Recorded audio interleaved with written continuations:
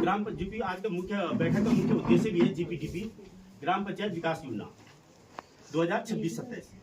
तो इसमें दो टाइप के जैसे हमारे पास फंड होते हैं, एक होता है राज्य वित्त का फंड और एक होता है 15 वित्त का फंड। तो राज्य वित्त का फंड का यहाँ पे 5 से 6 लाख के बीच में आते हैं। आप लोगों ने अपने सूझबूझ के अनुसार ऐसी योजनाएं रखनी है जो कि सार्वजनिक हित में हो, उस प्रकार की योजनाएं रखनी वो राज्य वित्त के लिए। फिर उसके बाद जो है 15 वित्त आता है।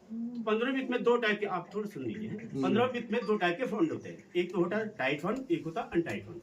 टाइट फंड का मतलब ये होता है जो फिक्स होता है उसी कार्य में हमें उस पैसे को खर्च करना पड़ता है। जैसे उस टाइट फंड के दो चीज होते हैं, एक तो स्वच्छता होता है सैनिटेशन, एक होता है वाटर सप्लाई पेयजल। तो जो पेयजल का पैसा है वो पेयजल में ही आपको खर्च करना पड़ता है, और जो स्वच्छता का पैसा है वो स्वच्छता ही में खर्च करना पड़ता है। उसके बाद होता है अनटाइड। अनटाइड में आप अपनी ग्राम पंचायत से संबंधित कोई भी योजना है उसे रख सकते हैं। उसमें भी आपने लगभग 6 लाख की लगभग योजनाएं देनी है, जिसमें कि पानी संबंधित काम, मैंने बोल रहा था टाइट फंड में वाटर सप्लाई। आप वाटर सप्लाई में आप क्या क्या कर सकते हैं, जैसे पेयजल टैंक हो गया या कृषि विभाग जो भी है समस्याएं हैं आप लोगों की, या जो भी उनके द्वारा जन कल्याणकारी योजनाएं सरकार के द्वारा चलाई जा रही हैं, इन खुली बैठकों के माध्यम से प्रस्तावित होकर उन योजनाओं का लाभ मिलता है। तो आप अधिक से अधिक जो सरकार की जन कल्याणकारी योजनाएं चल रही है उनका लाभ लीजिएगा।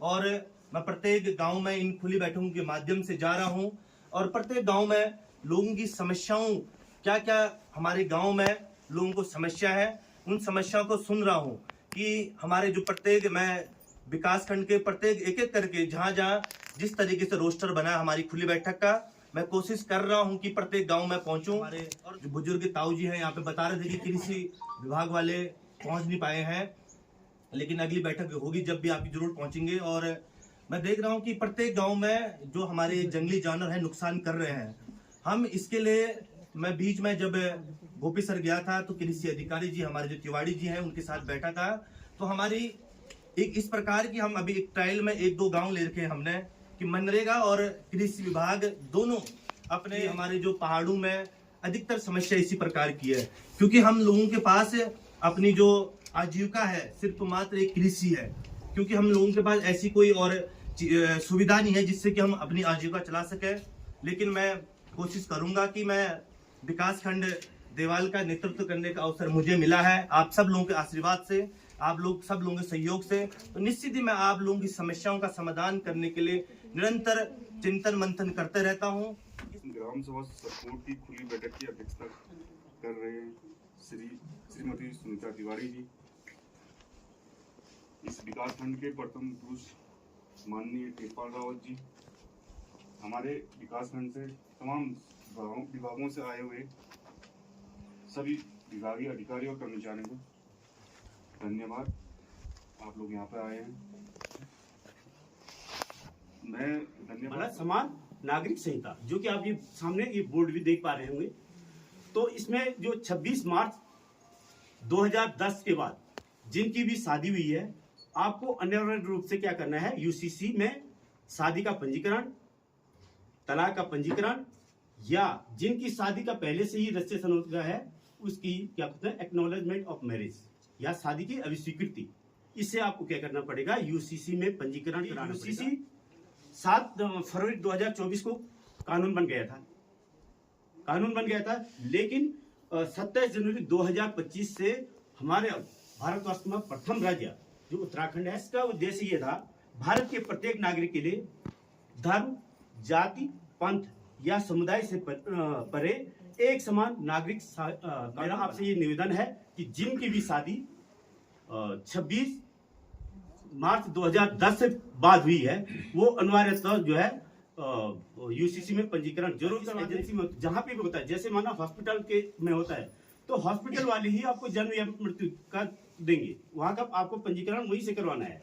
जैसे माना कि हमारे इस क्षेत्र में सपोर्ट में कोई नेपाली परिवार रहता है और कोई बच्चा हो गया उनका, या किसी की मृत्यु होगी, तो हमारे यहाँ पे ग्राम पंचायत अधिकारी जो क्या होता है रजिस्ट्रार होता है जन्म मृत्यु का, वो क्या करते हैं कि यहाँ से ही जारी करते हैं उसके लिए जन्म या मृत्यु। तो वैसे ही जैसे माने कि आप में से कई महिलाएं ऐसे होती है जो मायके में चले जाती हैं उस समय, तो वहां पे जहाँ पे मायका होता है या हॉस्पिटल जहाँ पे भी आपका बच्चा होता है वहां पे, या कोई हमारे बुजुर्ग या कोई ऐसे खुदा न खास्ता कोई बात होती है, कोई एक्सीडेंटल मामला हो जाता है तो जिस जगह पे वो घटना घटित होती है वहां से ही जन्म और मृत्यु का पंजीकरण किया जाता है। ध्यान रहे कि 1 माह के अंदर जो निःशुल्क आपको दिया बहनों जाएगा। की पेंशन लगेगी, उसमें भी कंडीशन सेम है।